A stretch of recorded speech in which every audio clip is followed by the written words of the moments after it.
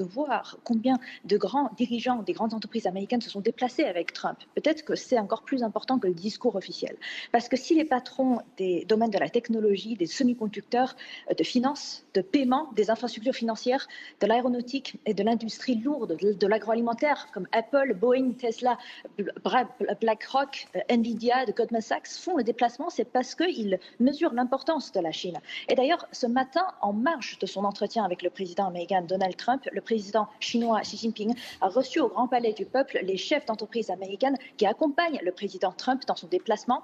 Et ce qui est important à souligner, c'est qu'il y a une convergence dans les discours des deux côtés.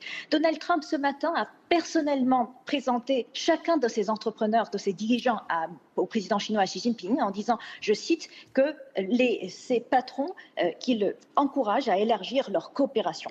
Et les patrons américains, eux, ils ont répété qu'ils voulaient cultiver durablement leur activité en Chine. Donc le président chinois Xi Jinping a ensuite promis que la porte de la Chine ne ferait que s'ouvrir davantage. Donc autrement dit, ici, aujourd'hui précisément, on voit se dessiner une logique d'indépendance assumée à la fois du côté de la Chine et du côté des États-Unis. Les entreprises des deux côtés du Pacifique sont en train de rappeler au gouvernement ce qu'ils savent déjà, mais ce qui est important aujourd'hui, c'est que le découplage total est une fiction politique. Trump est venu négocier les termes de la coexistence. Trump a négocié les termes de la coopération pour un proche avenir entre la Chine et les États-Unis. Dans la réalité, Trump, il a bien montré, et le président chinois Xi Jinping l'a bien montré aujourd'hui, c'est que la coopération est indispensable.